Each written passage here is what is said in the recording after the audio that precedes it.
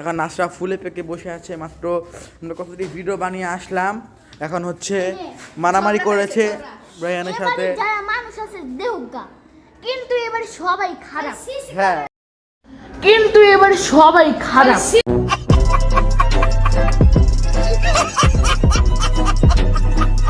আল্লাহ। আচ্ছা বলো কি হয়েছে, বলো কি হয়েছে। রায়ানের সাথে আর ঝগড়া লাগছে। হ্যাঁ, এটাই সমস্যা।